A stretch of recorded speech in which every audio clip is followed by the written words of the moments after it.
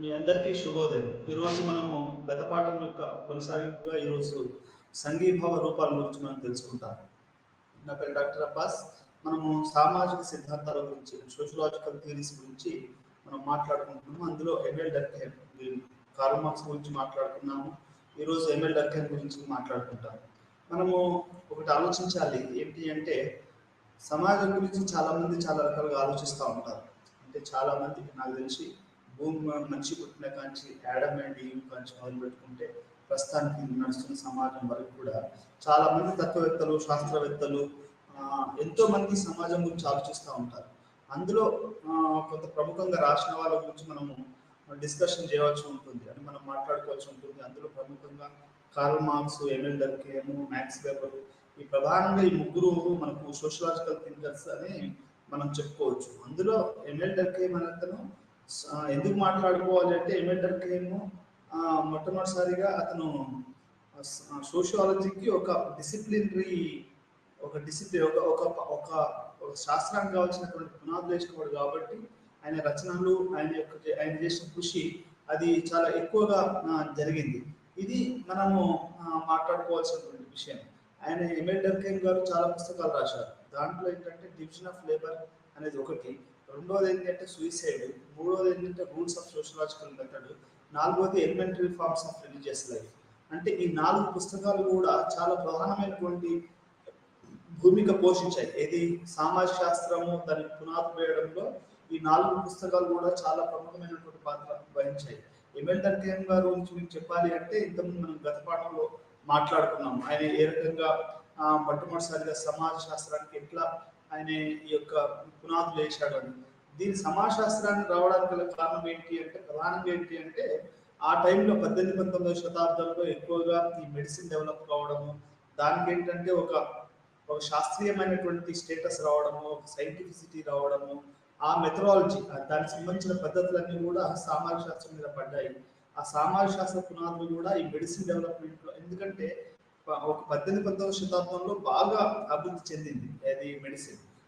కాబట్టి దాని యొక్క ప్రభావం అనేది సోషల్ సైన్సెస్ మీద, సోషియాలజీ మీద పడ్డది. ఈ రకంగా ఎమిల్ డర్కైమ్ ఈ సైంటిఫిక్ విప్లవాలతోటి మారుతున్న పరిస్థితులను దృష్టి పెట్టుకొని తిరగడం, ప్రతిరోజు ఇప్పుడు ఎట్లా ఉందంటే, హైదరాబాద్లో ఉదాహరణ తీసుకుంటే ప్రతి ఊరు నుంచి ప్రతి 2-3 కుటుంబాలలో ఎవరో ఒక హైదరాబాద్లో పనిచేస్తున్నారు.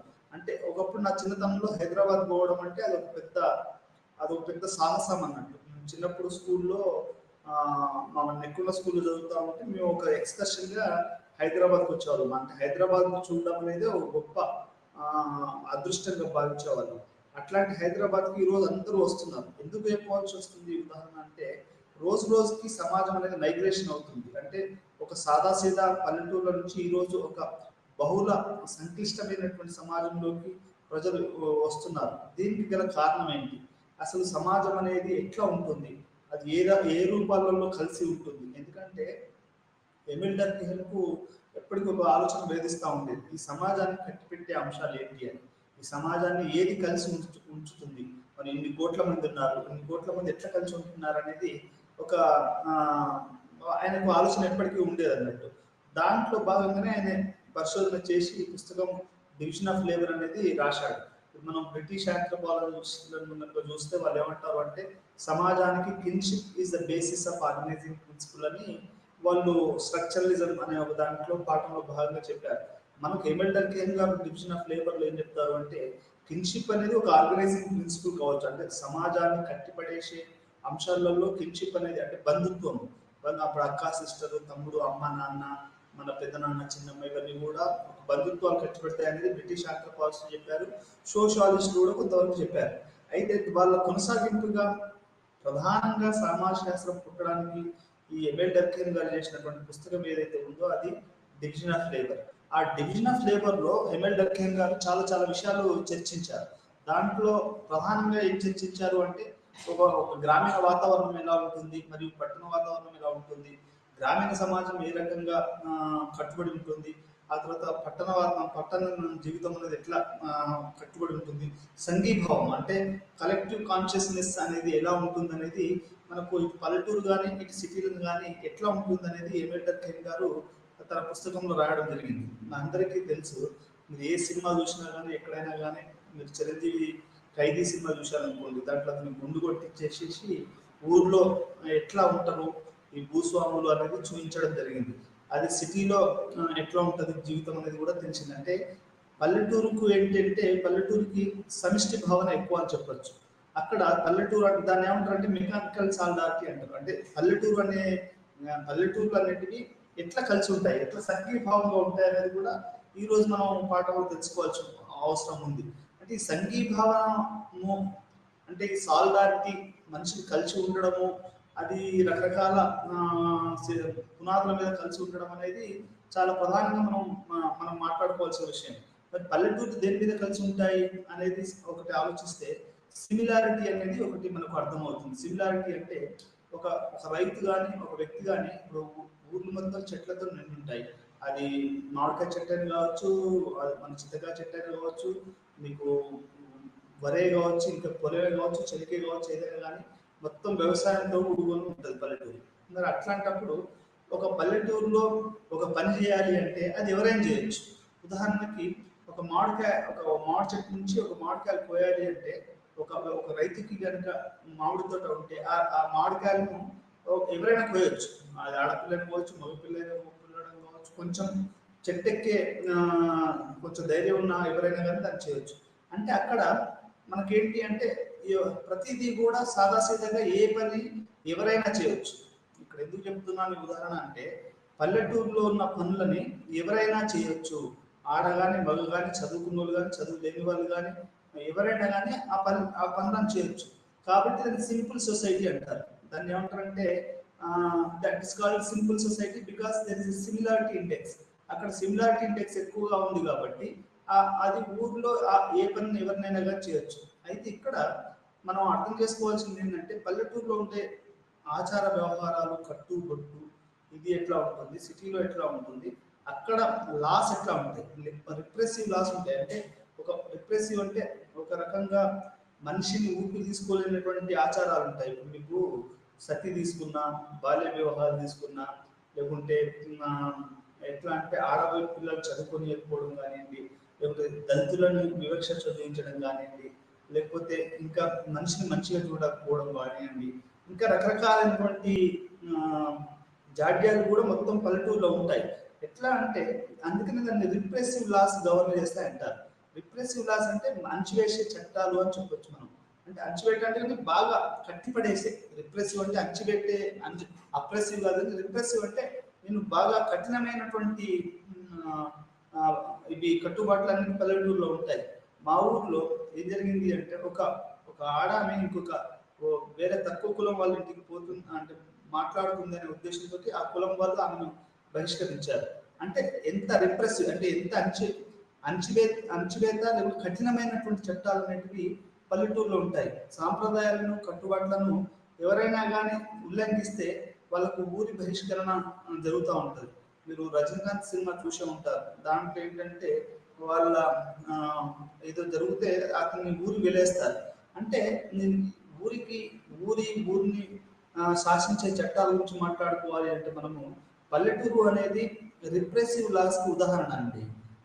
అంటే చాలా కఠినమైనటువంటి కట్టుబాట్లు, సాంప్రదాయాలు ఇవన్నీ ఉంటాయి. అది పల్లెటూరుని కలిసి ఉంచే అంశాలు అని మనం చెప్పుకోవచ్చు. ఇప్పుడు ఒక దొరగారు వస్తే ఆడవాళ్ళంతా లేచి నిలబడ్డము, లేకపోతే ఇంకేదన్నా వాళ్ళకు ఎక్కువగా గౌరవం ఇవ్వడము, కులంలో కొంచెం ఎక్కువ ఉన్న వాళ్ళకి ఎక్కువ గౌరవం ఇవ్వడము, ఇవన్నీ కూడా పల్లెటూరులో జరుగుతాయి. కానీ అది సిటీలో అట్లేం ఉండదు. సిటీలో ఏంటంటే ఎవరు వారే ఏమన్నా తీరే. ఇట్లాంటి సమాజం అనేది ఈ యొక్క పట్టణ సమాజం. అయితే ఈ పల్లెటూరులో ఎక్కువ ఉన్నాయి. ఇప్పుడు దేశ జనాభాలో 140 కోట్లు అంటే నాకు తెలిసి 100 కోట్ల మంది ఇంకా పల్లెటూరులోనే ఉన్నారు. అది చిన్న చిన్న గ్రామాల ప్రాంతాలు ఎవరైనా కానీ ఇంకా పల్లెటూరులోనే ఉన్నారని చెప్పుకోవచ్చు. మరి ఇట్లాంటి పల్లెటూర్లలో ఇట్లాంటి సింప్లిసిటీ ఉన్నటువంటి గ్రామీణ ప్రాంతాలలో నేను కూడా పల్లెటూరు నుంచి వచ్చినాన్ని. ఇట్లాంటి చిన్న చిన్న గ్రామీణ ప్రాంతాలలో అది ఎట్లా సమాజం ఉంటుంది అనేది డివిజన్ ఆఫ్ లేబర్ అనే పుస్తకంలో ఎంఎల్ డర్కిన్ గారు రాశారు. అదేంటి అంటే ఈ సమాజం అనేది కలెక్టివ్ కాన్షియస్నెస్ చాలా ఎక్కువగా ఉంటుంది. అంటే ఒక గ్రామంలో ఆ సమిక సమిష్టి ఆ, సమిష్టి భావన అనేది ఎక్కువగా ఉంటుంది. వాళ్ళు ఏది జరిగినా కానీ ఊరోళ్ళంతా ఒకటైతారు. అట్లాంటి సమిష్టి భావన అనేది పల్లెటూర్లలో ఎక్కువగా ఉంటుంది. సమిష్టి భావన అనే భావన అనేది ఈ సిటీలో తక్కువ ఉంటుంది. ఇక్కడ వ్యక్తిగతం అనేది ఎక్కువగా ఉంటుంది. వాడి యొక్క ఆలోచన, వాడి యొక్క ఎక్స్పర్టైజ్ అనేది సిటీలో ఉంటుంది. ఇట్లా ఈ సమిష్టి భావన మరియు repressive laws is a characteristics of the simple society. మరి ఇట్లా ఉన్నటువంటి సమాజం ఎందుకు ఆ, ఒక ఆ, ఒక ఆ, ఒక ఒక సిటీగా మారింది అనేది మనకు అది కూడా మనం ఈ రోజు తెలుసుకుందాం. అయితే ఇక్కడ మనం అర్థం చేసుకోవాల్సిన విషయం ఏంటి అంటే పల్లెటూర్లలో ఆ, ఒక వ్యక్తి ఇంకొక వ్యక్తితో మాట్లాడడం అనేది తక్కువగా ఉంటుంది. ఇప్పుడు ఒక వ్యవసాయదారుడు ఉన్నాడు అనుకోండి, అతనికి 5 ఎకరాల భూమి ఉంటే తెల్లారు లేచిన కాంచి అతను తన పొలానికి పోయి తన పొలంలో పని చేసుకోవడమే ఉంటుంది. కానీ అతను వేరే వాళ్ళతో మాట్లాడే వ్యక్తుల వాళ్ళు తక్కువ మంది ఉంటారు. అంటే అతను తక్కువ మందితో మాట్లాడతాడు. దాన్ని ఏమంటారంటే volume of density is less. Volume of అది తక్కువగా ఉంటుంది. డెన్సిటీ అనేది తక్కువగా ఉంటుంది. అతను తక్కువ మందితో మాట్లాడడమే కాదు, తక్కువ కూడా మాట్లాడతాడు. మాట్లాడడం వాల్యూమ్. అంటే వాల్యూమ్ అయితే ఎంతమందితో అతను ఒక వ్యవసాయదారుడు తక్కువ మంది వ్యవసాయదారులతో మాట్లాడతాడు. అంటే వాల్యూమ్ తక్కువ ఉంది, డెన్సిటీ అంటే అతను మాట్లాడేది కూడా తక్కువనే మాట్లాడతాడు. అంటే volume and density of the interaction in village is less. అంటే ఒక వ్యక్తి తాను వేరే వాళ్ళతో మాట్లాడడం కానీ లేకపోతే తాను మాట్లాడే విషయాలు కానీ చాలా తక్కువగా ఉంటాయి. ఇది మెయిన్ క్యారెక్టర్ ఆఫ్ ది పల్లెటూరు అండి. ఇది వాల్యూమ్ అండ్ డెన్సిటీ అనేది తక్కువగా ఉంటుంది. ఇది మీరు ప్రధానంగా అర్థం చేసుకోవాల్సినటువంటి విషయం. మీరు ఎగ్జామ్ రాసేటప్పుడు కూడా మీరు వాల్యూమ్ అండ్ డెన్సిటీ తక్కువ ఉండడం అనేది పల్లెటూరు యొక్క ప్రధాన లక్షణంగా మీరు రాయాలి. ఆ తర్వాత ఎందుకు మరి ఈ వాల్యూమ్ డెన్సిటీ తక్కువ ఉన్నటువంటి గ్రామీణ ప్రాంతాలు, రిప్రెసివ్ లాస్ ఉన్నటువంటి గ్రామీణ ప్రాంతాలు ఏ రకంగా సిటీగా మారుతాయి, సిటీలోకి ఎట్లా మారుతుంది, అంటే సమాజం అనేది ఎట్లాంటి సంఘీభావము కలిగి ఉంటుంది అనేది అది పల్లెటూరు సంఘీభావం. ఈ పల్లెటూర్లలో మీరు చాలా సినిమాలు తీసుకోండి, ఏ పెద్ద హీరో అయినా కానీ వాళ్ళు పెద్ద హీరో అయ్యారంటే ఈ యొక్క సంఘీభావ రూపాలలో లేకపోతే ఇక్కడ ఉన్నటువంటి చట్టాలలో వాళ్ళు మార్పులు తీసుకురావడానికి ప్రయత్నం చేశారు కాబట్టి వాళ్ళు పెద్ద పెద్ద హీరోలు అయ్యారు. అంటే గ్రామీణ ప్రాంతంలో ఉన్నటువంటి ఈ చట్టాలు, ఈ గ్రామీణ ప్రాంతంలో ఉన్నటువంటి ఈ కలెక్టివ్ కాన్షియస్నెస్ అంటే ఒక్కోసారి అది ఏంటంటే మంచిగా ఉంటుంది, ఇంకోసారి ఏంటంటే అది చాలా మనిషిని అణిచివేసే విధంగా ఉంటుంది. మనిషి వ్యక్తి యొక్క స్వేచ్ఛ ఉంటుంది. ఒక అమ్మాయి పల్లెటూరులో, ఉదాహరణ చెప్తున్నాను, ఒక అమ్మాయి పల్లెటూరులో jeans pant and T shirt వేసుకుని తిరగాలనుకున్నాం అనుకోండి, పల్లెటూరులంతా ఒక విచిత్రంగా చూస్తారు. కట్టుబాట్లను వ్యతిరేకించిన అమ్మాయిగా లేకపోతే ఇంకేదైనా జరిగిన అమ్మాయిగా అట్లా ఆలోచిస్తారు. లేకపోతే ఒక తక్కువ కులం అమ్మాయి ఎక్కువ కులం అబ్బాయిని ప్రేమిస్తున్నా కానీ అట్లే అనుకుంటారు. ఇప్పుడు పరిస్థితి మారుతుంది, ఎందుకంటే ఊర్లో కూడా చదువుకున్న వాళ్ళు ఉన్నారు కాబట్టి ఇప్పుడు పరిస్థితి మారుతుంది. కానీ రిప్రెసివ్ లాస్ అనేది పల్లెటూరు యొక్క ప్రధానమైనటువంటి లక్షణంగా మనం చెప్పుకోవచ్చు. రెండో ప్రధాన లక్షణం ఏంటంటే the volume of the interaction is less.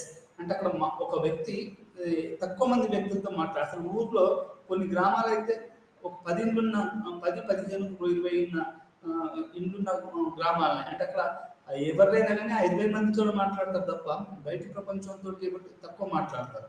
అంటే అక్కడ వాల్యూము చాలా తక్కువ ఉంది, డెన్సిటీ కూడా తక్కువ ఉంది, మాట్లాడే మాట కూడా తక్కువ మాట్లాడతారు. ఇప్పుడు ఈ సిటీ పిల్లలు కనుక మనం చూస్తే వాళ్ళు ఏం చేస్తారు అంటే గలగలగలగల మాట్లాడుతూనే ఉంటారు. అదే ఒక పల్లెటూరు అబ్బాయి అసలు వాడు నోరు తెరవడం కూడా కష్టమేమో అన్నంత అమాయకత్వంగా ఉంటాడు. దీన్ని కల్చరల్ క్యాపిటల్ అంటారు. కల్చరల్ క్యాపిటల్ అంటే ఏంటి అంటే వీళ్ళకి సాంస్కృతిక పెట్టుబడి ఉంటుంది. అంటే చిన్నప్పటి నుంచి పెరిగిన వాతావరణం, సిటీ పిల్లలు నగరాలు చదవడం, సినిమాలు చూడటము, లేకపోతే చదువుకున్న వాళ్ళు ఉండడం వల్ల గలగలగలగల మాట్లాడుతుంటారు. అదే పల్లెటూరు పిల్లలు కొంచెం తక్కువగా మాట్లాడతారు. వాడు ఏది మాట్లాడాలన్నా భయము, సిగ్గు ఇవన్నీ ఉంటాయి. అంటే ఈ కట్టుబాట్లు, ఈ యొక్క సమాజము వాళ్ళు మాట్లాడేది తక్కువగా ఉంటుంది. పల్లెటూరు పిల్లలు, పల్లెటూరు వాళ్ళు తక్కువగా, రైతులు కానీ లేకపోతే అమ్మాయిలు కానీ అబ్బాయిలు కానీ వాళ్ళు మాట్లాడే వాల్యూమ్ కానీ డెన్సిటీ కానీ తక్కువగా ఉంటుంది. అది మెయిన్ క్యారెక్టర్ ఆఫ్ ది పల్లెటూరు అండి. అదే మన సిటీకి వస్తే అది ఏ విధంగా ఉంటుందని తర్వాత మాట్లాడుతుంది. పల్లెటూరు నుంచి కొంచెం మాట్లాడుకుందాం. ఇది ప్రధానంగా మనం అర్థం చేసుకోవాల్సిన విషయం. ఇది ఎట్లా అంటే రిప్రెసివ్ లాస్ అనేది ఎక్కువగా ఉంటాయి. అంటే ఇక్కడ మనిషిని అణచివేసే చట్టాలు ఉంటే స్త్రీల పట్ల మరీ ముఖ్యంగా ఏంటంటే స్త్రీల పట్ల పల్లెటూర్లలో ఒక పక్క మనకు కొంచెం దళిత కుటుంబాలలో సమాజం ఉన్నట్టు అవ్వకుండా మిగతా ఒక రకంగా అది రిప్రెసివ్ గానే ఉంటుంది అని చెప్పుకోవచ్చు. ఇప్పుడు పల్లెటూరులో భర్త చచ్చిపోతే గాజులు తీసేయడము అవన్నీ ఏదో చేస్తారు ఆడపిల్లలకి, అట్లా అది ఎక్కువగా కట్టుబాట్లు ఇవన్నీ ఉంటాయి. కానీ సిటీలలో ఎవరు అవన్నీ పెద్దగా ఉండవని మనం చెప్పుకోవచ్చు. ఉంటాయి కానీ తక్కువ స్థాయిలో ఉంటాయి. అంటే సమాజం అనేది ఈ శ్రమ డివిజన్ ఆఫ్ లేబర్ అంటే శ్రమ విభజన అనేది ఎట్లా జరిగింది సమాజంలో, అది ఎట్లా సమాజం కలిసి ఉంటుంది అనేది మనం ఇక్కడ అర్థం చేసుకోవాల్సినటువంటి విషయం.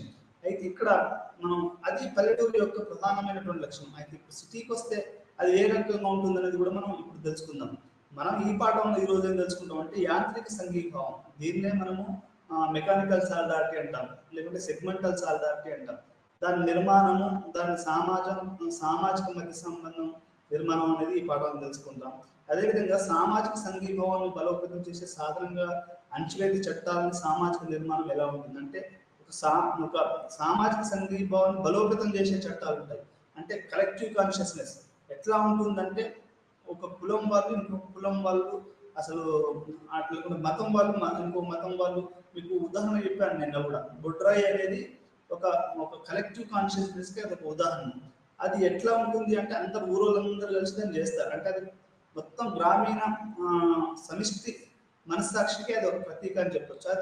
అది ఏమైనా దాన్ని బలోపేతం చేయడానికి ఏమైనా చేస్తారు పల్లెటూరు. అంటే దాన్ని బలోపేతంగా మొత్తం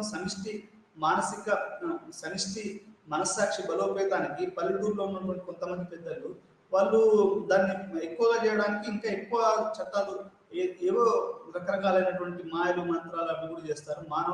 మీరు నరబలి అని వినే ఉంటారు. నరబలి అనేది కూడా మా ఊళ్ళో నేను విన్నది ఏంటంటే వర్షాలు బాగా వచ్చినప్పుడు మా పెద్ద చెరువు దిగిపోయినప్పుడు అట్లా పక్కన చూస్తున్నటువంటి గిరిజన స్త్రీని అట్లా వేసి అట్లే పూడ్చారు, లేకపోతే గేదెలను వేస్తారు. అది ఎందుకు చేస్తారంటే గ్రామీణ సమిష్టి సాక్షిని కొంచెం బలోపేతం చేయడానికి చేస్తారు. ఈ గ్రామంలో ఉండే ఈ కట్టుబాట్లు, ఈ సమిష్టి భావన, దీన్ని బలోపేతం చేయడానికి రిప్రెసివ్ లాస్ ఉపయోగిస్తారు. అంటే ఒక అణచివేసే ఒక చట్టాలని వేస్తారు. అది కులపరమైనది కావచ్చు, లేకపోతే గ్రామీణ పరమైనది కావచ్చు, ఇంకే పరమైన, కానీ ఇవి ఎక్కువగా జనాల మీద వాళ్ళు అణచివేసే చట్టాలు చేస్తారు. ఇది గ్రామీణ సమాజం యొక్క ప్రధానమైనటువంటి లక్షణం. ఇది ఎట్లా ఉంటుంది అనేది కూడా మనం ఈరోజు పాఠంలో తెలుసుకుందాం. మనస్సాక్షి యొక్క ప్రాముఖ్యత. సాధారణ సమాజంలో సామూహిక మనస్సాక్షి అంటే కలెక్టివ్ కాన్షియస్నెస్ ఎంత గట్టిగా ఉంటుందంటే అది ఒక ఊరోళ్ళంతా కలిసి ఒకే గట్టిగా ఉంటారు. సిటీలో ఎవరికి వాడే ఉంటాడు, కానీ పల్లెటూరులో ఏంటంటే ఒక సమిష్టి భావం అనేది చాలా సంఘటితంగా ఉంటుంది. ఇది మనం అర్థం చేసుకోవాల్సినటువంటి విషయం. అదేవిధంగా సేంద్రియ సంఘీభావం అంటే ఆర్గానిక్ సాలిడారిటీ అంటారు దాన్ని ఇంగ్లీష్లో. అది ఎట్లా ఉంటుందంటే సంక్లిష్ట సమాజ నిర్మాణం యొక్క లక్షణం శ్రమ విభజనపై ఆధారపడి ఉంటుంది. ఈ యొక్క సేంద్రియ సంఘీభావం అనేది ఎట్లా ఉంటుందంటే అది శ్రమ విభజన మీద ఆధారపడి ఉంటుంది. అంటే ఎట్లా అంటే ఒక డ్రైవర్ పని చేస్తాడు, ఒక ఇంజనీర్ పని చేస్తాడు, డాక్టర్. ఇప్పుడు మనం ఉస్మానియా హాస్పిటల్కు, గాంధీ హాస్పిటల్ పోతే కొన్ని 100 మంది డాక్టర్లు ఉంటారు. ఇప్పుడు ఆ పేషెంట్ దేనికి సంబంధించిన వాడు చూసి ఆ డాక్టర్ వచ్చి చూస్తాడు. ఇప్పుడు నీకు తలకాయ నొప్పి లేచింది అనుకో, నీకు తలకాయ నొప్పి దాని ఎక్స్పర్ట్ వచ్చి చూస్తాడు. లేకపోతే నీకు హార్ట్ ప్రాబ్లం ఉందనుకో, హార్ట్ డాక్టర్ వచ్చి చూస్తాడు. లేకపోతే వేరే నీకు ఏ సమస్య ఉంటే ఆ డాక్టర్ వచ్చి చూస్తాడు. అంటే దాని అర్థం ఏంటి అంటే ఇక్కడ శ్రమ విభజన అనేది అది స్కిల్స్ మీద ఆధారపడి ఉంటుంది. అది ఎక్కువగా శ్రమ విభజన జరుగుతుంది. ఒక ఎంజిఎం హాస్పిటల్లోనే, వరంగల్లో ఎంజిఎం హాస్పిటల్ కానివ్వండి, ఉస్మానియా హాస్పిటల్ కానివ్వండి, గాంధీ హాస్పిటల్ కానివ్వండి, నీలోఫర్లో కానీ నాకు తెలిసి కొన్ని 100 రకాలైనటువంటి డాక్టర్లు ఉంటారు. అంటే ఇక్కడ ఏంటి, శ్రమ విభజన అనేది చాలా ఎక్కువగా ఉంటుంది సిటీలలో. అది పల్లెటూర్లలో శ్రమ విభజన ఉండదు. వ్యవసాయం ఎవడైనా చేస్తాడు, అందరూ చేస్తారు. అందరూ ఒక పనిని వాడు నాటేస్తాడు, వరి కోస్తాడు, ధాన్యం ఇంటికి తీసుకొస్తాడు, చెట్లు ఎక్కుతాడు, ఆ పని అందరూ చేస్తారు. కానీ ఇక్కడ సిటీలో ఎట్లా కాదు. ఒక డెంటిస్ట్ పని చేస్తాడు. ఇప్పుడు మా ప్రొఫెసర్ గారు తన డెంటిస్ట్ మొత్తం కొత్త పనులు పెట్టించుకుంటున్నారు. దాన్ని ఒక డెంటిస్ట్ స్పెషలిస్ట్ వాడే చేయగలుగుతాడు. అంటే ఇక్కడ ఏంటి అంటే అది శ్రమ విభజన అనేది ఎక్కువగా ఈ యొక్క సిటీలో ఉంటుంది. అది మనం అర్థం చేసుకోవాల్సిన విషయం. ఆ చదువు ద్వారా ఈ చదువులు కూడా అట్లే ఉంటాయి. ఇప్పుడు కొంతమంది ఎట్లా చేస్తారంటే ఒక ఫోటోగ్రఫీ ఒక స్టూడెంట్ సినిమాలో కనుక మనం సినిమాని చదవాలి అనుకుంటే, సినిమా తీయాలి అనుకుంటే ఇక్కడ ఇండియాలో దాని కోర్సులు తక్కువగా ఉన్నాయి. అదే యుఎస్లో యూకేలో దాని కోర్సులు ఎక్కువ ఉన్నాయి. చాలా మంది పిల్లలు చదవడానికి పోతారు. అంటే శ్రమ విభజన అనేది అంత స్పష్టంగా ఉంటుంది. ఒక సినిమా తీసుకుంటే దాంట్లో 36 క్రాఫ్ట్స్ ఉంటాయని విన్నాను. అంటే 36 విభాగాలు 26 విభాగాలు ఉంటాయి. అది శ్రమ విభజన అన్నట్టు. సౌండ్, లైటింగ్, ఆ తర్వాత రకరకాలైనటువంటి మ్యూజిక్ ఒకడు, దానికి మిక్సింగ్ ఒకడు, రికార్డింగ్ ఒకడు, ఇట్లా రకరకాల కొన్ని వందల వేల మంది సినిమాలో సినిమా మేకింగ్ లో వాళ్ళు ఉంటారు. అంటే ఇక్కడ నేను చెప్పదలసిన విషయం ఏంటంటే ఈ యొక్క సేంద్రియ దాంట్లో ఎక్కువగా శ్రమ విభజన ఉంటుంది. అది మనం అర్థం చేసుకోవాలి. ఈ యూనిట్ లో Deccan division of labour society division లో విశ్లేషించబడిన ఆర్థిక సామాజిక సంఘీభావం గురించి చర్చించబడుతుంది. అంటే మనం ప్రస్తుతంగా డివిజన్ ఆఫ్ లేబర్ అనే ఈ యొక్క పుస్తకంలో ఎమెల్ డర్కీమ్ ఏ రకంగా సామాజికంగా ఆర్థికంగా జనాలు కలిసి ఉంటారు అనేది చెప్పడం జరిగింది. సామాజిక జీవితాన్ని నియంత్రించే మరియు నియంత్రించే శక్తులను తెలుసుకోవాలని డర్కీమ్ ఆసక్తిగా ఉంటాడు. సామాజిక జీవితాన్ని నియంత్రించడం అంటే ఒక మనిషి దేనికి కట్టుబడి ఉంటాడు, అది వాడు కులానికా, మతానికా, బంధుత్వానికి అంటే కొంతమంది అసలు బంధుత్వం అనేది అసలు వాళ్ళ బంధువులు వచ్చారంటే బంధువులకు చేయడం చేస్తారు. ఇట్లా అంటే సమాజాన్ని నియంత్రించే శక్తుల గురించి తెలుసుకోవాలనేది ఎమెల్ డర్కీమ్ మొదటి నుంచి ఉన్నటువంటి ఒక ఆసక్తి. అంటే దేని వల్ల మనుషులు కంట్రోల్ గా ఉంటారు, అది ఇప్పుడు ఇంకొక అది కులమా, మతమా, బంధుత్వమా, లేకుంటే గ్రామీణ వాతావరణమా, లేకుంటే భూముల, లేకుంటే ఆర్థిక వ్యవస్థ, ఏది మనిషిని కట్టిపెడితే ఉందని తెలుసుకోవడం అనేది ఎమెల్ డర్కీమ్ మొదటి నుంచి ఉన్నటువంటి ఒక ఆసక్తి అన్నట్టు. ఆ ఆసక్తి వల్లనే అతను డివిజన్ ఆఫ్ లేబర్ అనే పుస్తకం రాశాడు. తన ఆలోచనను సంభావితం చేయడానికి అతను సెగ్మెంటల్ మరియు కాంప్లెక్స్ సొసైటీల మధ్య ద్వంద్వస్థాన్ని స్థాపించాడు. అంటే తను అర్థం చేసుకోవడానికి ఎమెల్ డర్కీమ్ ఏం చేశాడు అంటే ఈ యొక్క సమాజాన్ని రెండు రకాలుగా విభజించాడు. ఒక పక్కనేమో సింపుల్ సొసైటీస్, ఇంకో పక్కనేమో ఈ యొక్క సంక్లిష్ట సమాజాలు ఆయన ఉన్నాయి. దీంట్లో రెండు రకాలైనటువంటి సంఘీభావాలు ఉన్నాయని, ఒకటి పల్లెటూరు సంఘీభావం, రెండోది ఈ యొక్క పట్టణ సంఘీభావం అనేది ఆయన చెప్పాడు. మెకానికల్ సాలిడారిటీ అంటే యాంత్రిక సంఘీభావం. యాంత్రిక సంఘీభావం అనేది సుయోజనరిస్ అంటే అది ఒక సామాజిక వాస్తవం, అది ఒక సోషల్ ఫ్యాక్ట్. అని మనం నమ్మినా నమ్మకపోయినా ఈ రోజులలో కూడా మళ్ళీ ఇంకో వచ్చే 100-200 సంవత్సరాలు కానీ ఒక గ్రామీణ వాళ్ళు గ్రామీణ సమాజంలో అంటే అది ఒక కలిసికట్టుగా ఉంటారు మన సిటీ వాళ్ళకంటే అనేది ఒక సామాజిక వాస్తవం. మనం అవుననుకున్నా కాదనుకున్నా అది వాస్తవం. అది ఏ రకంగా ఉంటుందనేది మనము ఇప్పుడు తెలుసుకుంటాం. ఈ రకమైన సంఘీభావం ఒక నిర్దిష్ట సమాజంలోని సభ్యుల వంటి అనేక సాధారణ అనుభవాల నుంచి ఉద్భవిస్తుంది. ఎందుకు పల్లెటూరు వాళ్ళంతా కలిసి ఉంటారు అట్లా అంటే అంత గట్టిగా ఎందుకు కలిసి ఉంటారంటే వాళ్ళ జీవిత అనుభవం చెప్తుంది. ఇప్పుడు ఆ మధ్యలో మా ఊర్లో ఏదో బీహార్ వాళ్ళు దొంగలు పడుతున్నారు అనేది విన్నాను. విని అది ఎట్లయిపోయింది అంటే అర్ధరాత్రి వరకు కూడా జనాలు కట్టెలు పట్టుకొని ఊరి రక్షణ దళాలుగా ఏర్పడ్డారు. అంటే వాళ్ళ అనుభవం చెప్తుంది అన్నట్టు. ఈ రకంగా ఈ యొక్క పల్లెటూరులలో ఉండడం జరుగుతుంది. దొంగల పట్ల కానీ వాళ్ళు ఇప్పుడు ఒకడు ఒక పంట వేసాడు అనుకోండి, పక్కనే అడవి ఉంది అనుకోండి, ఆ అడవిలో ఉన్నటువంటి పందులు వచ్చి మాటికి ఆ పంటలను, రైతుల పంటలందరినీ మొత్తం ధ్వంసం చేస్తున్నాయి అనుకోండి.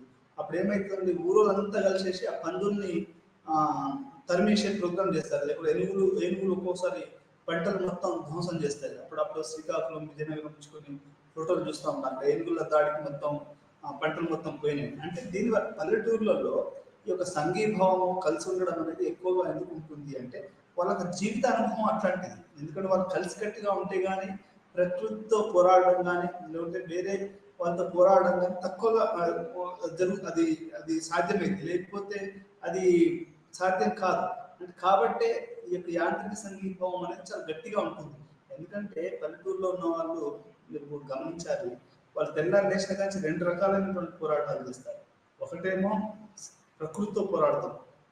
ఎందుకంటే పంట చేయాలి అంటే ప్రకృతితో పోరాడాలి.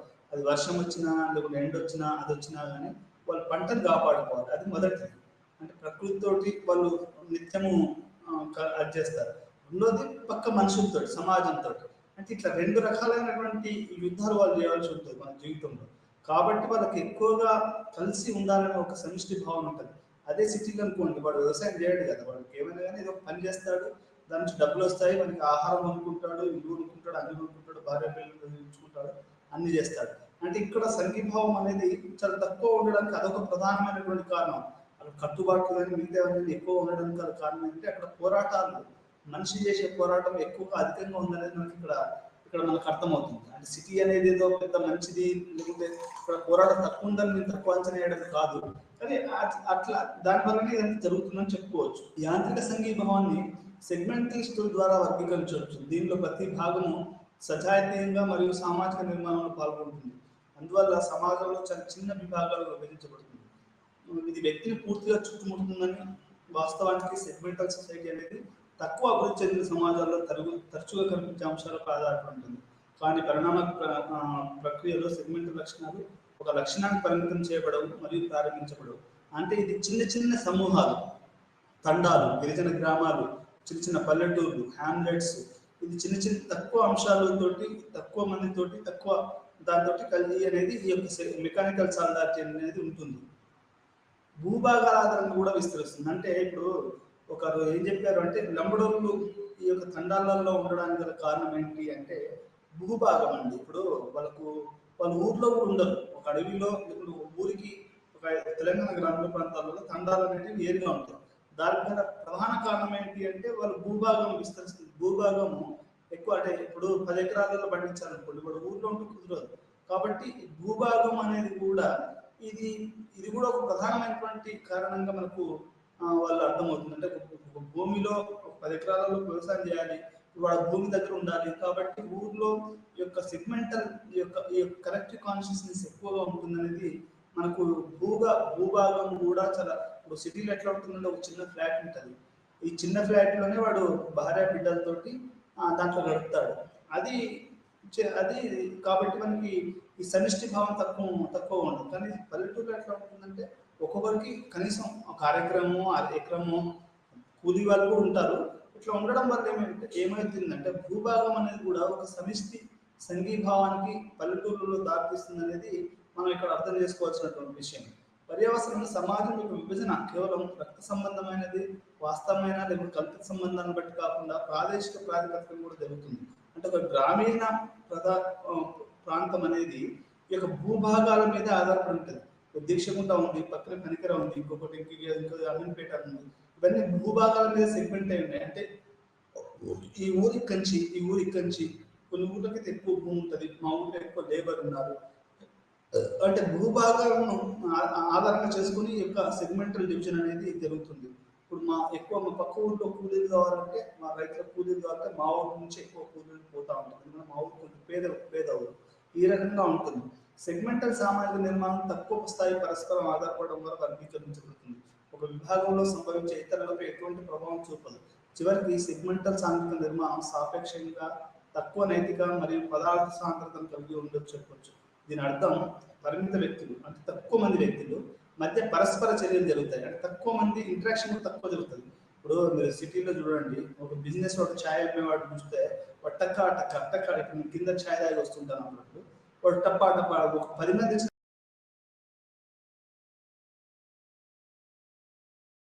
చర్య ఉంటుంది, పరిమిత సంఖ్య మధ్యలో ఉంటుంది. దాని సాంద్రత తక్కువనే, దానికి వాల్యూమ్ తక్కువనే. ఇది ప్రధానమైనటువంటి కారణం అన్నట్టు. వీళ్ళంతా కలిసి ఉండడానికి కారణము, ఒకరు చేయగలిగిన దానికి మరొకరు కూడా చేయగలరు. ఇప్పుడు ఒకరు చేసి ఒక వ్యవసాయాన్ని ఎవరైనా చేయొచ్చు ఊళ్ళో, కాబట్టి నీకు అంత అట్లా ఉంటుంది. కాబట్టి ఒక పనిలో ఎక్కువ మంది వ్యక్తులు అవసరమే వరకు అతనికి ఇతరుల అవసరం లేదు. ఒక మనిషి చెక్క ముక్కు కోయవలసి వచ్చినా, లేదా పక్షిని పట్టుకోవాల్సి వచ్చినా, అడవిలో చెట్టు నుండి పండుకోవాల్సి వచ్చినా ఈ పనిని ఇతరుల వల్లనే చేయగలడు. కాబట్టి ప్రజలు ఒకే రకమైన పని చేస్తారు, కాబట్టి ఒకే రకమైన భావన కలిగి ఉంటారు అనేది ఇక్కడ మనం ప్రధానంగా అర్థం చేసుకోవాల్సిన విషయం. పల్లెటూరులన్నింటికి అందరూ ఒకే రకమైన పని చేయడం వల్ల ఒకే రకమైన భావన కలిగి ఉంటారు అనేది ఎమిల్టన్ గారు చెప్తారు.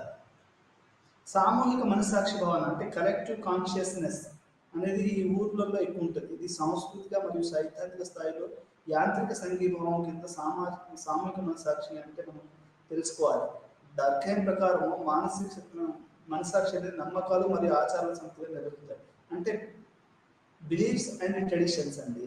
నేను ఇంతకుముందు కూడా చెప్పాను పాట మొదట్లో, పల్లెటూర్లలో నమ్మకాలు. ఇప్పుడు నేను అప్పుడు ఆ మధ్యలో పిహెచ్డి ఇంకా కాకముందు మా అమ్మ నాకు ఒక ఆ, ఏంటంటే ఒక పక్కన ఉన్న మా అక్క వాళ్ళ ఇంటి దగ్గర నుంచి ఒక ఒక బాబాని పిలిపించి నాకు ఒక తాయెత్తు పెట్టారు. అంటే అక్కడ ఏంటి అంటే వాళ్ళకి నమ్మకాలు, ఆచారాలు ఎక్కువగా ఉంటాయి.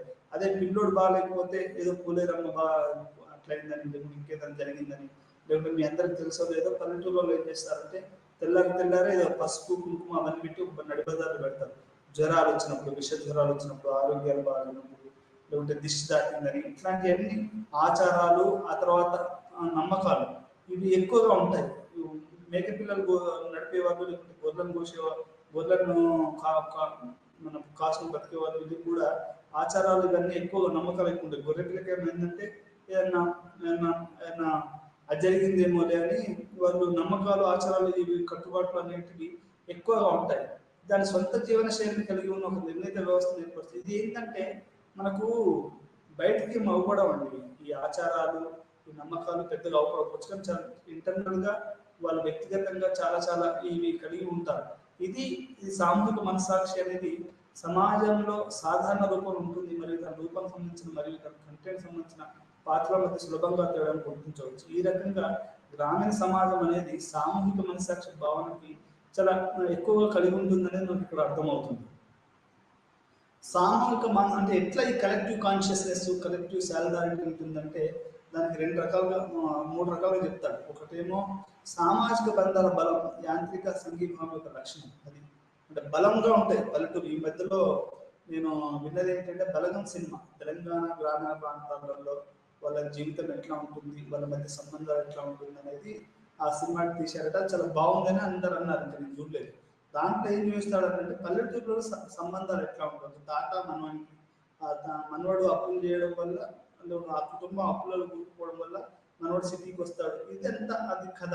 అంటే ఇక్కడ ఎందుకు చెప్తున్నాను అంటే ఇక్కడ సామాజిక బలం యాంత్రిక సంఘీభావం ఒక లక్షణం. అంటే బలంగా ఉంటాయి సంబంధాలు. ఇప్పుడు ఇంకొక ఉదాహరణ చెప్తాను. మా ఊర్లో కొన్ని ఇంటి పేరు వాళ్ళు ఎక్కువ మంది ఉన్నారు. వాళ్ళంతా ఎట్లా కలిసి ఉంటారంటే వాళ్ళే కాదు, ఇట్లా ఈ యొక్క కొన్ని సర్నేమ్స్ ఉన్నవాళ్ళు, కొన్ని ఉన్నవాళ్ళు ఎక్కువ మంది ఎక్కువ కలిసి ఉంటారు. అంటే సామాజిక సంఘ బలం అనేది పల్లెటూర్లలో ఎక్కువగా ఉంటుందనేది మనం అర్థం చేసుకోవాలి. దీనికి గల ప్రధాన కారణాలు అంటే సామూహిక మనసాక్షి మరియు వ్యక్తి యొక్క మనసాక్షి మధ్య సంబంధం. అంటే ఇక్కడ మనిషి ఉన్న సమూహం రెండు కూడా ఒకే రకంగా ఉంటాయి కాబట్టి ఎక్కువగా ఈ యొక్క గట్టి బంధానికి అవకాశం ఉంది. సామూహిక మనసాక్షి యొక్క దశల సగటు తీవ్రత ఈ దశలన్నింటిలోనే ఎక్కువ లేదా తక్కువ దృఢత్వం ఉంటుంది. ఈ రకంగా మానసికంగా లేకుంటే సామూహిక మనసాక్షి అనేది గ్రామీణ ప్రాంతాలలో ఎక్కువగా ఉంటుంది అనేది మనం అర్థం చేసుకోవాలి. ఎందుకు మనం మాటికి పల్లెటూళ్ళ గురించి మాట్లాడుకోవాలంటే ఇప్పటికీ ఈ రోజు వరకు కూడా ఎక్కువ మంది ప్రజలు మన భారతదేశం అయితే ప్రపంచవ్యాప్తంగా కానీ యూరోప్, అమెరికా గురించి నాకు తెలియదు కాబట్టి ఎక్కువ, అంటే అక్కడ సిటీ బాగా అభివృద్ధి అయింది కాబట్టి, పల్లెటూర్లలో ఆఫ్రికన్ కంట్రీస్, లేకపోతే సౌత్ ఏషియన్ కంట్రీస్, ఈ కంట్రీస్లలో ఈ యొక్క మెకానికల్ సాలిడారిటీనే ఎక్కువగా ఉంది. ఈ యొక్క సామూహిక మానసిక సాక్షి ఎక్కువగా ఉంది. ఇవి ఎందుకు అంటే అక్కడ పల్లెటూరులో వ్యవసాయం చేస్తారు, సిమిలారిటీ ఆఫ్ ది వర్క్ ఉంటుంది, డెన్సిటీ ఆఫ్ పాపులేషన్ తక్కువ, ఇంట్రాక్షన్ ఆఫ్ ది పాపులేషన్ తక్కువ. ఆ తర్వాత దీనివల్ల ఇది సామూహిక మనసాక్షి అనేది ఈ యొక్క ట్రెడిషన్స్ అండ్ మోరల్స్ దీని మీద ఎక్కువగా ఆధారపడుతుంది మనకు. అందుకని అంటారు కదా, అంబేద్కర్ ఒకసారి ఏమన్నాడు అంటే ఈ గ్రామీణ ప్రాంతాలు అనేటివి is an web of feudalism and web of feudalism, లేకపోతే అది ఒక అగాధం అని చెప్పాడు. అంటే అక్కడ ఎక్కువ ఫ్యూడలిజం ఉండడం, లేకుంటే ఆచారాల వల్ల తప్పలేదు కానీ మూడాచారాలు ఉంటాయి. ప్రాబ్లం ఏంటి అంటే ఈ యొక్క కలెక్టివ్ కాన్షియస్నెస్ ఏమవుతుందంటే మూడాచారాలు ఎక్కువ. ఇప్పుడు మెదక్ జిల్లాలో మానవ హక్కుల దాని ప్రకారం మెదక్ జిల్లాలో ఎక్కువగా ఈ హెల్త్ కారణాల వల్ల ఎక్కువగా ఇవి జరిగింది. చేతబడి అని మీరు వినే ఉంటారు. చేతబడి అంటే ఏదో సార్సిజం అంటారు దాన్ని. అంటే ఈవిల్ స్పిరిట్స్ ఒక చెడు జనానికి వదిలేసి వాళ్ళ ఆరోగ్యం చెడగొట్టడం, వాళ్ళ పంటలను దెబ్బతీయడం, వాళ్ళ కుటుంబాన్ని అది చేయడం, ఇట్లా దీన్ని ఏమంటారంటే సార్సిసిస్ట్ అంటారు. దీన్ని చేతబడి అనేది కూడా మీరు వినే ఉంటారు. తెలంగాణ గ్రామీణ ప్రాంతాలలో ఇది ఎక్కువగా ఉంది చేతబడి. ఎక్కడైతే అవిద్య, స్త్రీలకు ఎక్కువ చదువుకుందరో ఆ అక్కడ ఈ యొక్క చేతబడి యొక్క ప్రభావం ఎక్కువగా ఉంది. ఇప్పటికీ మనం వింటాం, మనం ఉమ్మడి ఆంధ్రప్రదేశ్లో కానీ ఇప్పుడు ప్రస్తుత తెలంగాణ కానీ మెదక్ జిల్లా అనేది ఈ యొక్క చేతబడి కేసెస్లలో ఎక్కువగా ఉంది. దానికి గల కారణం ఏంటంటే ఏదో కల్తీ అవుతారు, పేదరికం వల్ల అనారోగ్యం పాలవుతారు. అనారోగ్యం అనేది వేరే వాళ్ళని చూపిస్తారు. అది వాళ్ళ నేను వారికన్నా మంచిది కాదు, వీరికన్నా మంచిది కాదు, అది కాదు ఇది కాదని అట్లా ఆలోచించి వాళ్ళు వాళ్ళు చేతబడి అని చెప్పి మనిషిని సజీవంగా దానం చేయడం, చంపడాలు. మా ఊర్లో కూడా చేతబడి చేశారని ఒక ముసలాయనను తీవ్రంగా కొట్టి ఊరి అట్లా కొట్టారు. ఇట్లా అంటే ఇది లేకుంటే ఆవు పాలు అయిపోయినా కానీ ఎవరో చేశారు, చెట్టు ఎండిపోతే చేతబడి చేశారు అనేది ఇట్లా చేతబడులు అనేది ఈ ఎక్కువగా ఈ యొక్క గ్రామీణ ప్రాంతాల్లో ఉంటాయి. కలెక్టివ్ అంటే ఈ యొక్క ఎందుకు చెప్తున్నానంటే ఈ యొక్క ట్రెడిషన్స్ అండ్ బిలీఫ్స్, ఈ బిలీఫ్ సిస్టమ్ అంటే నమ్మకాలు అనేటివి, బుద్ధి నమ్మకాలు ఇవన్నీ కూడా ఉంటాయి. అంటే ఇది మనిషి అక్కడ సాలిడారిటీ బలంగా ఉండడానికి కారణం ఏంటంటే కుల దేవతలు ఉంటాయి. వాళ్ళ కుల దేవతల్ని అది ఒక పెద్ద ఫెస్టివల్ గా చేస్తారు, వాళ్ళు గడుపుతారు. అంటే ఇట్లా సమాజం అనేది ఒక బలమైనగా ఉండడానికి యాంత్రిక సంగీతం కారణం ఏంటి అంటే ఈ యొక్క ఆచారాలు, కట్టుబాట్లు ఇవన్నీ ఉండడం వల్ల అనేది ఇట్లా ఉంటుందని మనకు అర్థం చేసుకోవాలి. సమాజంలోని విశ్వాసాలు మరియు ఆంక్షలు ఎంత ఎక్కువ అంటే వ్యక్తి స్వేచ్ఛ అవకాశాలు అంత తక్కువగా ఉంటాయి. ఎక్కడైతే ఈ కట్టుబాట్లు, చేతబడులు, ఆచారాలు ఇవన్నీ ఎక్కువగా ఉంటాయో దానికి ఆటోమేటిక్గా ఏంటంటే వ్యక్తి డౌన్ అయిపోతాడు. డౌన్ అంటే వ్యక్తి యొక్క స్వేచ్ఛకు అవకాశం లేదు. ఇప్పుడు నేను ఉదాహరణకి ఏం చెప్పాను, ఊర్లో ఒక అమ్మాయి తెలంగాణ గ్రామీణ ప్రాంతాల్లో కానీ ఒక ఆంధ్రాలో కానీ మీ సినిమాలో కూడా చూసే ఉంటారు. ఎవరైనా ఒక అమ్మాయి సిటీలో కార్ వేసుకొని మన జీన్స్ ప్యాంట్ టీ షర్ట్ వేసుకొని ఊర్లో తిరిగింది అనుకోండి, అది పెద్ద వింతగా చూస్తారు. మన తెలంగాణ ఇంకా డెవలప్ కాలేదు కాబట్టి. ఎందుకు అంటే అది అక్కడ వ్యక్తిగత స్వేచ్ఛకి అవకాశం లేదని చెప్పడానికి ఉదాహరణ చెప్తున్నాను నేను. అది ఎందుకు అంటే ఎక్కడైతే విశ్వాసాలు, ఆచారాలు, ఆంక్షలు, రిప్రెసివ్ లాస్ అంటారు దీన్ని, ML13, ఇవి ఎక్కడ ఎక్కువగా ఉంటాయో అక్కడ వ్యక్తిగత స్వేచ్ఛ తక్కువగా ఉంటుంది. అందువల్ల యాంత్రిక సంగీతం ప్రభావవంతంగా ఉన్న చోట బలమైన మరియు విస్తృతమైన సామూహిక మనస్సాక్షి ఉంటుంది. చాలా బలమైన కలెక్టివ్ కాన్షియస్నెస్ ఉంటుంది. ఇప్పటికీ మీరు ఒక రకంగా రజనీకాంత్ సినిమాలు కూడా ఈ కలెక్టివ్ కాన్షియస్నెస్ ను చూపించడానికి రజనీకాంత్ యొక్క సినిమాలు, మమ్ముట్టి కూడా అంటే ఒక పల్లెటూరులో ఉండడం, ఆ పల్లెటూరులో వాళ్ళు అక్కడ ఉన్నటువంటి విలన్ని కొట్టడం, అక్కడ ఉన్నటువంటి దోపిడీ చేస్తున్న వాళ్ళని కొట్టడం, ఇవన్నీ కూడా ఏంటంటే అక్కడ ఆచారాలను పాటించడం, ఇదంతా ఏంటంటే కలెక్టివ్ మనసాక్షి గట్టిగా ఉంటుంది. ఎందుకు అంటే అక్కడ ఈ రకమైనటువంటి విశ్వాసాలు, ఆంక్షలు ఎక్కువగా ఉంటాయి. అటువంటి సామాజిక స్థితిలో సామూహిక మనసాక్షి నుండి వ్యక్తి యొక్క మనసాక్షిని వేరు చేయడం కష్టం. అంటే అక్కడ మనిషి, సమాజం వేరు కాదు, రెండు ఒకటే. ఇక్కడ ఎట్లుంటుందంటే మనిషి వేరు, సమాజం వేరు. ఇక్కడ మనిషి పక్కనోడు చచ్చిపోయినా పట్టించుకోడు, పక్కనోడు ఏడ్చినది పట్టించుకోడు, సంతోషంగా ఉన్నా పట్టించుకోడు. అంతే. పాటలు కూడా వస్తాయి కదా, నా మాట నేనే వినను, మహేష్ బాబు డైలాగులు ఇట్లాంటివి ఉంటాయి అన్నట్టు. ఒకసారి కోపం వస్తే నా మాట నేనే వినను. ఇట్లాంటి మనిషి వేరు, వ్యక్తి, సమాజం వేరు. పక్కనోడు ఏమనుకుంటున్నాడు ఇవన్నీ కూడా ఏం తెలియదు అన్నట్టు. ఇది సమిష్టి అనేది ఇట్లా ఉంటుంది. అక్కడ మనిషికును సమాజానికి తేడా లేదు, ఇక్కడ మనిషికి సమాజానికి తేడా ఉంది. ఎవరి వాడే ఇది కొత్త సమాజం అంటే ఆధునిక సమాజం కాదు. అందువల్ల సమిష్టి అధికారం అనేది మొత్తం విధానంగా మారుతుంది. అది మొత్తం సమాజాన్ని కలిగి ఉంటుంది, లేదా సంఘం యొక్క ముఖ్యంగా అవతారం అవుతుంది. ఈ రకంగా పల్లెటూర్లు అనేది మెకానికల్ సాలిడారిటీ, లేకపోతే మనం దాన్ని మెకానికల్ సాలిడారిటీ అని చెప్పి యాంత్రిక సంఘీభావం అని మనం చెప్పుకోవాలి. అంటే అట్లా ఉంటుంది అంతే. ఇది అది వాడు మనిషి అనేవాడు ఒక యంత్రం లాగా పనిచేస్తాడు. అది యాంత్రిక సంఘీభావం.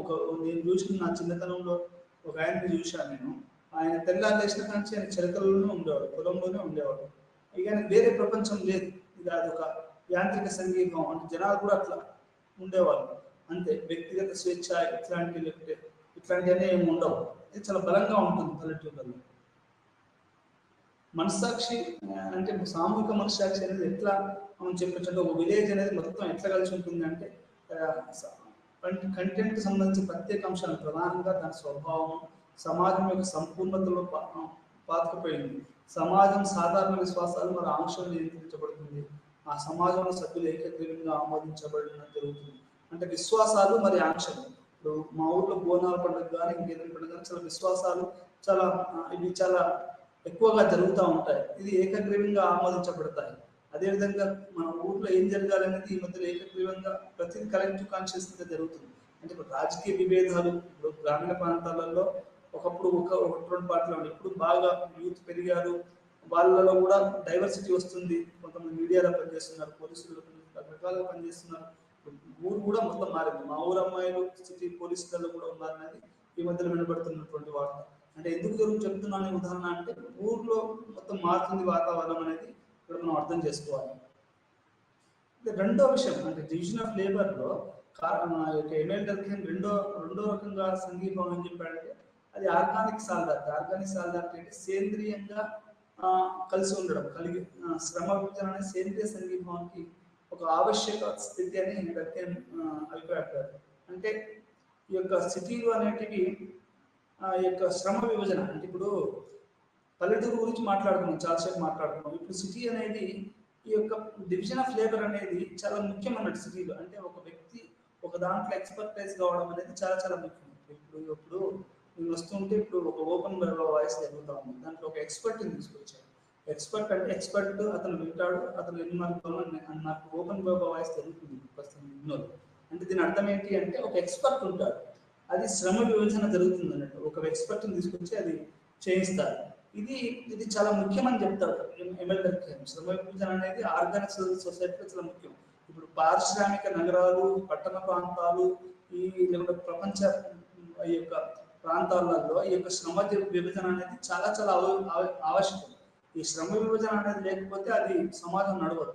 ఏదైతే ఒక పని చేయవలసినట్టు అదే పని చేయాలి, వేరే పని చేయడం కుదరదు. ఇంకోటి ఏంటంటే ఈ యొక్క పట్టణ ప్రాంతాలలో ఈ యొక్క శ్రమ విభజన జరగడం వల్ల ఈ యొక్క ఇంటర్ డిపెండెన్సీ ఉంటుంది. ఇప్పుడు ఒక కార్యక్రమాన్ని చేయాలంటే దాంట్లో కొన్ని వందల వేల లక్షల మంది ఇన్వాల్వ్ అయి ఉంటారు. ఇప్పుడు ఉదాహరణకు ఒక మిసైల్, ఇప్పుడు ఈ మధ్యలో మన వాళ్ళు చంద్రయాన్ 3 ఉపయోగించారు. ఈ చంద్రయాన్ 3లో మీరు ఉదాహరణ తీసుకుంటే యూనివర్సిటీలు ఇన్వాల్వ్ అయి ఉంటాయి. హైదరాబాద్ యూనివర్సిటీ కానీ, సైన్స్ యూనివర్సిటీలు కానీ, ఎంతో మంది శాస్త్రవేత్తలు దాంట్లో కలిగి ఉంటారు. ఒక్కొక్కరు ఒక్కొక్క దాంట్లో ఎక్స్పర్ట్ అయి ఉంటారు. అది కొంత సమిష్టి అంటే కొన్ని వందల మంది శ్రమ విభజన జరిగి వాళ్ళ యొక్క ప్రత్యేకమైనటువంటి వారిని కలిపి మొత్తంగా అది మిసైల్స్ అనేటివి లేకుంటే చంద్రయాన్ అనేటివి ఈరోజు సక్సెస్ అయిందని చెప్తున్నారు. అంటే దానికి కారణం ఏంటి అంటే సిటీలో ఈ యొక్క నగరాలలో ఈ యొక్క శ్రమ విభజన అనేది చాలా ముఖ్యం. ఇది సేంద్రియ, ఇది ఇంటర్ డిపెండెన్సీ ఎక్కువ ఉంటుంది. అంటే ఒకరి మీద ఒకరు ఆధారపడడం, ఒక శాస్త్రవేత్త మీద ఇంకో శాస్త్రవేత్త ఆధారపడడం అనేది చాలా ఎక్కువగా ఉంటుంది. అది లేకపోతే అసలు ఈ సిటీలు నడవడం అనేది జరగదు. సినిమా పరిశ్రమ అయినా కానీ, లేకుంటే మీరు అది లేకుంటే పారిశ్రామిక రంగమైనా కానివ్వండి, లేకపోతే ఇప్పుడు వస్తున్నటువంటి సాఫ్ట్వేర్ అయినా కానివ్వండి, సాఫ్ట్వేర్ పరిస్థితి అయినా కానీ దాంట్లో ఎక్స్పర్ట్స్ ఉంటారు. వాళ్ళందరూ కూడా ఒకరి మీద ఇంకొకరి మీద ఆధారపడి ఉంటారు. ఇది ప్రతిదీ ఈ రకంగా పట్టణ సమాజం అనేది జరుగుతుంది. ఇక్కడ వ్యక్తి స్వేచ్ఛకు ఎక్కువగా అవకాశం ఉంది. ఇక్కడ ఏంటంటే ఒక దాంట్లో కూడా ఎక్స్పర్ట్ కావచ్చు ఫుల్గా. అది మీరు సోషియాలజీలో నెంబర్ 1 ఎక్స్పర్ట్ కావచ్చు భారతదేశంలో, ప్రపంచంలోనే. ఎందుకంటే నేను అదే పని చేస్తూ ఉంటాను, వేరే పుస్తకాలు చదవాలనుకోండి. అప్పుడు నేను ఏమైతాను, ఎక్స్పర్ట్ అవుతాను. కొంతమంది నావల్లో, కొంతమంది ఇంగ్లీష్ లిటరేచర్లో, ఇట్లా రకరకాలైనటువంటి ఎక్స్పర్టైజ్ అనేది ఉంటుంది. అంటే ఇది సిటీకి ప్రధానమైనటువంటి అని ఎమ్మెల్యే డర్కీమ్ అభిప్రాయపడ్డాడు. ఈ భావన వ్యక్తుల మధ్య వ్యత్యాసాలు కనిపిస్తాయి. ప్రతి వాళ్ళకి వ్యత్యాసం ఉంటుంది. ఇప్పుడు మీరు సిటీలో చూస్తే మీరు డ్రెస్సులో కానీ, వాళ్ళు లేకుంటే మాట్లాడే విధానంలో కానీ, లేకపోతే ఇంకేదైనా కానీ చాలా చాలా వ్యత్యాసాలు ఉంటాయి. ఒక ప్రొఫెసర్ మాట్లాడిన దానికి ఒక రైతు మాట్లాడిన దానికి ఎంత తేడా ఉంటుందండి. మళ్ళీ ఇక్కడ ఒక ప్రొఫెసర్, ఒక బిజినెస్ మ్యాన్, ఒక సినిమా మ్యాన్, లేకపోతే ఒక కవి, ఒక రైటర్, ఒక మ్యూజిషియన్, ఒక సింగర్, ఇప్పుడు ఒక ఆర్మీ మ్యాన్, ఇట్లా రకరకాలైనటువంటి భిన్న వ్యక్తులు, భిన్న కార్యాచరణలు, ప్రతి వ్యక్తికి ఒక క్షేత్రస్థాయిని కలిగి ఉంటారు. ప్రతి వ్యక్తికి మన ఎక్స్పర్టైజ్ ఉంటుంది. వాని పనికి వాడే. ఇప్పుడు మా ఇంటి ముందు ఒక మ్యూజిషియన్ ఉన్నాడు. ఆ మ్యూజిషియన్కి ప్రపంచంలో ఏ మ్యూజిక్ ఎవడు ఎట్లా కొడతాడని తెలుసు. అది నాకు దాంట్లో ఇంత కూడా తెలియదు. ఒక చిన్న అంశం కూడా మ్యూజిక్లో పెద్దగా తెలియదు నాకు. అంటే ఎందుకు చెప్తున్నాను అంటే ప్రతి వ్యక్తికి కూడా ఒక క్షేత్రాన్ని కలిగి ఉంటాడు, వాడు ఒక ఎక్స్పర్టైజ్ని కలిగి ఉంటాడు. అది మీకు చెప్పదలుచుకున్న విషయం. ఆ దాంట్లో కనుక మీరు ఎక్స్పర్టైజ్ అంటే ఇప్పుడు ఒక మెకానిక్ పని నేర్చుకోవాలనుకోండి, సైకిల్ మెకానిక్, వాళ్ళు కింద పని చేసినట్టు ఆ పని చేసిన మెకానిక్ పని వస్తుంది కదా, అట్లా అన్నట్టు. అది ఆ రకంగా మనిషి అనేవాడు క్షేత్రాన్ని కలిగి ఉంటాడు. ఇక్కడ సిటీలలో ఏంటంటే ఆర్గానిక్ సాల్ డైరెక్ట్ ప్రతి వ్యక్తికి ఒక తన తన క్షేత్రం ఉంటుంది.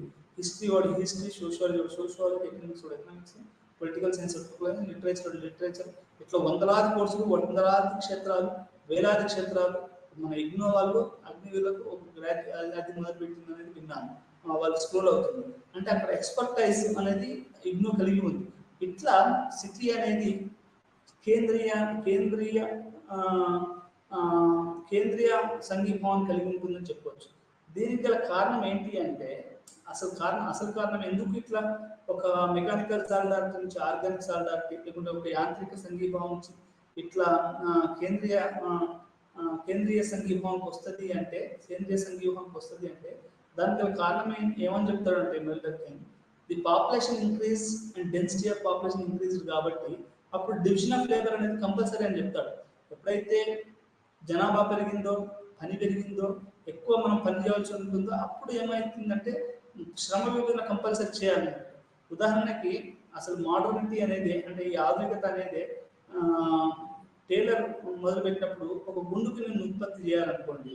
గుండు పిన్నుని ఒకే వ్యక్తి చేస్తే 16 పిన్నులు, దాన్ని శ్రమ విభజన చేస్తే అది ఎక్కువ పిన్నులు ఉత్పత్తి అయినాయని ఈవీ టైలర్ మోడర్నిటీని ప్రపోజించిన వాడు చెప్పాడు. అంటే శ్రమ విభజన అనేది ఎక్కువ ఉత్పాదక దారితీస్తుంది.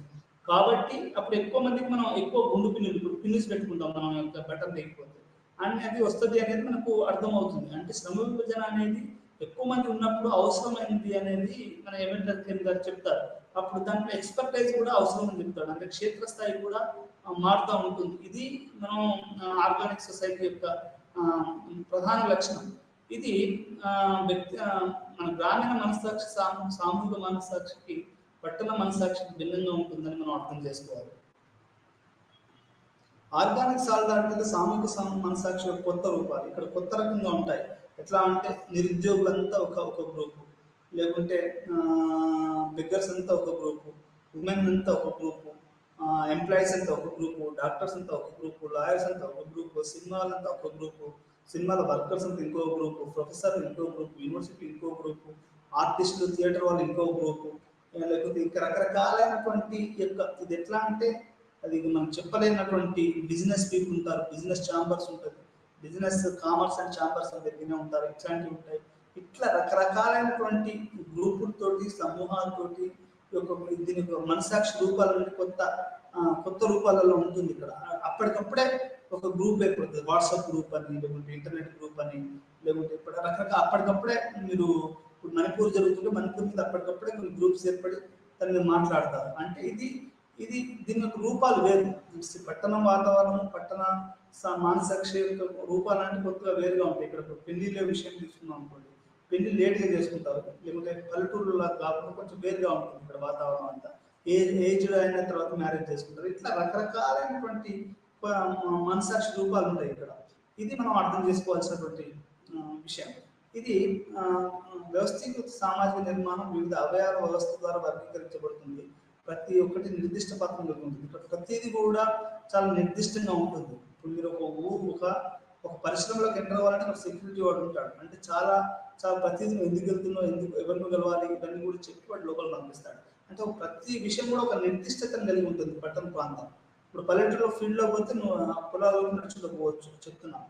వేరు అవయవాల ద్వారా ఎట్లయితే భాగాలు ఏర్పడతాయో ఒక కేంద్ర అవయవం చుట్టూ ఒకదానికొకటి సమన్వయం మరియు అదనం ఎట్లా ఉంటాయో ఈ కేంద్ర అవయవం మిగిలిన జీవిని సహేతుక పరిస్థితుల్లో ప్రభావితం. అంటే ఒక మనిషికి కనుక ఎట్లయితే మెయిన్ ఆర్గాన్స్ ఉంటాయో వాటిని ఎట్లయితే ఒకదానికొకటి కలిసి ఉంటుందో అట్లనే ఈ సమాజం కూడా, ఈ పట్టణ సమాజం కూడా ఒకదానికొకటి కలిసి ఉంటూ ఉంటాయనేది మనకు అర్థమవుతుంది.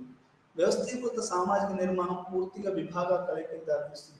ఈ యొక్క స్థితి అనేది కలయికలు ఎక్కువ కలయికలతో ఉంటుంది. అంటే ఎక్కువ మంది ఎక్స్పర్టైజ్ కలిస్తే ఈ స్థితి అనేది నడుస్తుంది. వ్యవస్థీకృత సామాజిక నిర్మాణం పూర్తి విభాగం దారితీస్తుంది. అందువల్ల ఒక వ్యక్తి తన పరస్పర చర్యను విస్తరించుకుంటాడు. ఈ ప్రక్రియ కొనసాగనున్న దాని సంఖ్యాబలం పెరుగుతుంది. మరియు దాని ప్రభావం ఈ స్థానిక ప్రదేశానికి పరిమితం కాకుండా వివిధ కలయికల ప్రక్రియ మార్కెట్ల కలయిక దారితీస్తుంది. ఇది ఒకే మార్కెట్ స్పష్టీకరిస్తుంది. అంటే ఇప్పుడు సిటీలు ఎట్లా ఉంటుందంటే రకరకాలైనటువంటి వాళ్ళందరూ కలిసి ఒక చోట బిజినెస్ పెడతారు. అది ఎట్లా ఉంటుందంటే ఇప్పుడు మీరు చెన్నై టవర్స్కి వెళ్ళారనుకోండి, ఇక్కడ అన్ని కంప్యూటర్లు ఉంటాయి, అన్ని కంప్యూటర్ సంస్థలన్నీ అక్కడే ఉంటాయి. అంటే ఇక్కడ ఒక ఎక్స్పర్టైజ్ అంటారు, అదే ఒక ఒక ఒక ఒక ఒక ఒక ప్రత్యేకమైనటువంటి అది ఒక మార్కెట్ ఉంటుంది. కూరగాయల మార్కెట్, ముండా మార్కెట్కి వెళ్తే మీరు రేడియోలో కూడా ఆల్ ఇండియా రేడియోలో ఈరోజు ముండా మార్కెట్లో టమాటా ధర 160 రూపాయలు అని చెప్తారు. అంటే ఎట్లయిందంటే మార్కెట్, నువ్వు ఏది ముండా మార్కెట్ అనేది ఓన్లీ కూరగాయలకి వెళ్ళాలి, ఎక్కువ ఫేమస్ అన్నది. అంటే ఏదైనా కానీ ఇక్కడ ఒక ప్రత్యేకమైనటువంటి విశిష్టతను కలిగి ఉంటుంది, ఒక ప్రత్యేకమైనటువంటి ఎక్స్పర్టైజింగ్ కలిగి ఉంటుంది. ఇది మనం అర్థం చేసే స్థితి అనేది ఇట్లా అర్థం చేసుకోవాలి. ఫార్మల్లా అంటే మనం ఈ యొక్క సేంద్రియ రూపాన్ని కూడా ఇంకొక రకం కూడా అర్థం చేసుకోవాలి. సేంద్రియ సంఘీభావం స్థితిలో సామూహిక మనసాక్షి ఏ రూపాన్ని తీసుకుంటుందనే ప్రశ్నకు ఇప్పుడు మనం అంటే ఇక్కడ మనిషి ఎట్లా ఉంటాడు అనేది చూడాలి.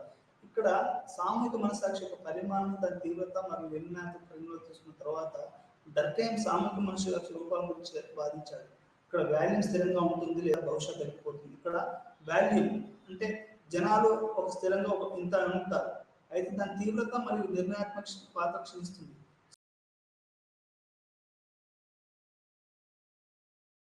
తీవ్రత మరియు నిర్ణయాత్మకతకు క్షీణతకు దారితీస్తుంది. ఇదేంటి అంటే ఇక్కడ ఎవరు కూడా సామూహికంగా ఎక్కువ ఉండప్పుడు ఏమైనా క్రైమ్ జరిగింది అనుకోండి, ఉదాహరణకి ఒకటి దొంగతనం చేస్తే పల్లెటూరులో అయితే వాళ్ళని విపరీతం శిక్షించి కట్టెకేసి కొడతారు. సిటీలలో కూడా అట్లాంటివి ఉంటాయి అనుకోండి, తక్కువ.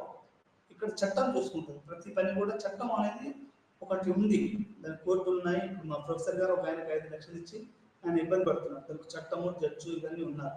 అదే పల్లెటూరులో అనుకోండి, తీసుకొచ్చి కొట్టి ఇవన్నీ డబ్బులు వసూలు చేస్తారు. అంటే ఇక్కడ ఏంటి అంటే దీన్ని ఏమంటారంటే రిస్ట్రిక్టివ్ లా అంటారు. రిస్ట్రిక్టివ్ లా అంటే నిన్ను నిన్ను నిన్ను నిన్ను ఏదైతే నిన్ను కొన్ని చట్టాలు ఉంటాయి, ఆ చట్టాలు నిన్ను నీ యొక్క మాటని, నీ యొక్క పనులన్నింటినీ అవి ప్రభావితం చేస్తాయి. ఇది చాలా ముఖ్యం. ఇక్కడ ఇంకొకటి ఏంటంటే ఇది రేషనల్ సొసైటీస్, అంటే ప్రతిదీ హేతువాదం మీద ఆధారపడి ఉంటుంది. ఇది చేయాలి, అది నమ్మకాలు, మూఢనమ్మకాలు లేకుంటే సాంప్రదాయాలు కూడా తక్కువ. ఇక్కడ ఏంటంటే వ్యక్తి స్వేచ్ఛ ఎక్కువ ప్రతిబింబం. ఒక సింగర్ అనుకో, రైటర్, వాడు ఎప్పటికీ తెల్లాలేసిన కానీ వాడు తన ఎదుగుదల, తన వ్యక్తి స్వేచ్ఛ గురించి ఎక్కువగా ఆలోచిస్తాడు. ఇది సిటీకి ఉన్నటువంటి ప్రధానమైనటువంటి ఈ యొక్క సిటీ యొక్క సాలిడారిటీ అనేది విషయాల ఆధారంగా కూడా ఉంటుంది. సామూహిక మనసాక్షి యొక్క కంటెంట్ మా ఆధారితంగా లౌకిక మరియు హేతుబద్ధంగా మారుతుంది.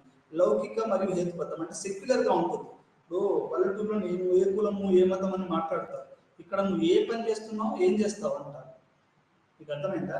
పల్లెటూరులో ఏ కులం అని అడుగుతారు, ఇక్కడ సిటీలో అయితే నువ్వు ఏం పని చేస్తున్నావు, ఏం కావాలి, ఏం పని చేస్తావు అని అడుగుతారు. అంటే ఇక్కడ పట్టణ వాతావరణం అనేది లౌకికత్వంతో ఉంటుంది. నీ కులంతో, నీ ప్రాంతంతో, నీ ఊరితోటి, నీ వాటితో సంబంధం లేదు. ఇది హేతుబద్ధంగా ఉంటుంది మరియు లౌకికంగా ఉంటుంది. నువ్వు నీ కులాన్ని, మతాన్ని, ప్రాంతాన్ని చూసి వాడు మనిషి అట్లా ఉంటుంది, మనిషివి.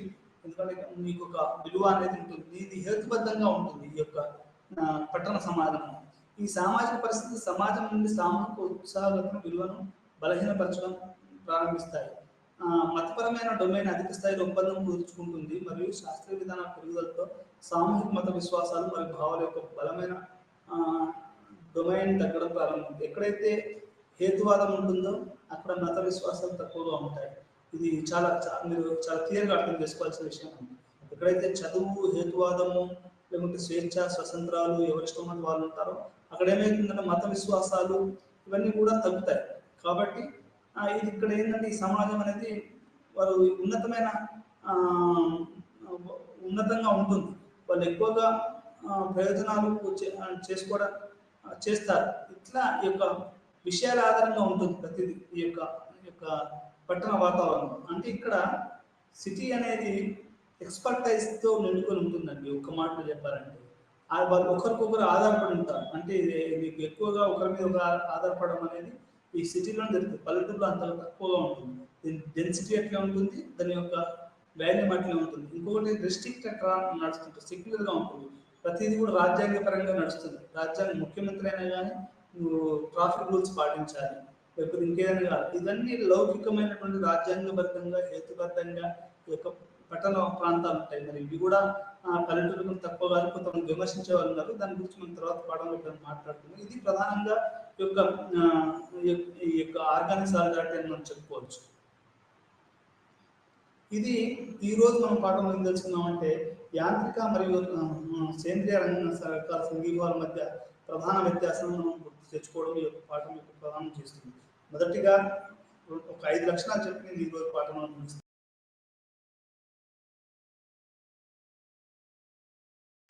సంఘీభావంలో తేడా ఏంటంటే పల్లెటూర్లు అనేటివి రిప్రెసివ్ లాస్ తోటి గవర్న్ అవుతాయి. అంటే నిన్ను ఆచారాలు విశ్వాసాలు వీటి ద్వారా అవి ఎక్కువగా ఉంటాయి. అక్కడ వాల్యూ తక్కువగా ఉంటుంది, డెన్సిటీ తక్కువ ఉంటుంది. అంటే ప్రజల యొక్క జనాభా తక్కువ ఉంటుంది, మాట్లాడే మాట కూడా తక్కువగా ఉంటుంది. అది ప్రధాన లక్షణం. సిటీ ఏంటంటే రిస్ట్రిక్టివ్ ఇలా ఉంటుంది, రేషనాలిటీ ఉంటుంది.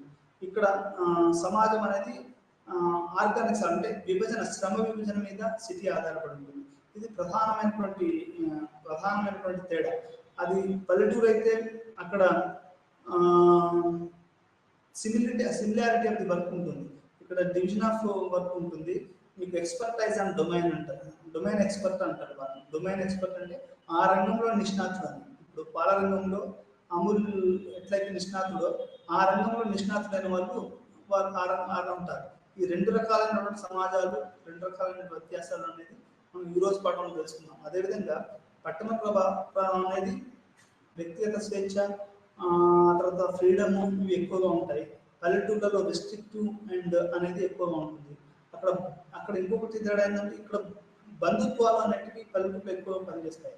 కానీ సిటీలలో బంధుత్వాలు కొంత తక్కువ. మీకు అమ్మ నాన్న ఇక్కడ ఉద్యోగం చేస్తున్న వాళ్ళు కూడా అమ్మ నాన్న ఊర్లను ఉంచుతారు. ఒక రకంగా ఇక్కడ వాళ్ళు కూడా మానవ సంబంధాలు తక్కువగా ఉంటాయి.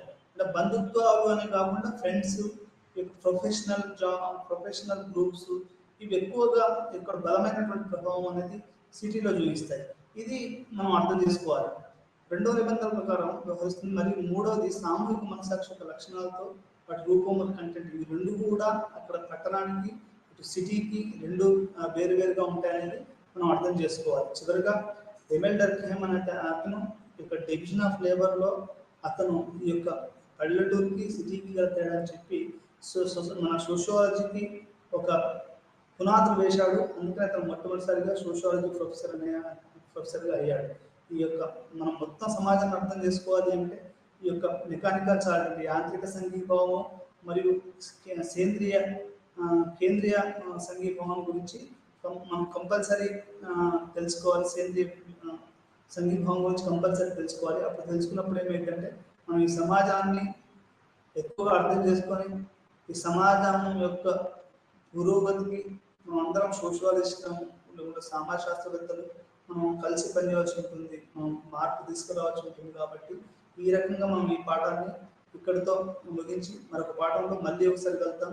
మనం ఈరోజు ఈ యొక్క యాంత్రిక మరియు సేంద్రియ రకాల వాటి సంఘీభావాలు, వాటి వ్యత్యాసాలు, వాటిలో ఉన్నటువంటి ప్రధానమైన లక్షణాలు, ఆ తర్వాత అవి ఎట్లా నిర్మాణాత్మకంగా ఉంటాయి, అంటే ఎట్లా నిర్మాణం, అదే మన సిటీలలో ఈ యొక్క నిర్మాణ శైలి ఎట్లా ఉంటుంది, ఈ రెండింటి వాటి గురించి మనం ఈరోజు తెలుసుకుందాం. ఇంతటితో ఈ పాఠం ముగిద్దాం. మరొక పాఠంలో మళ్ళీ ఒకసారి వెళ్తాం.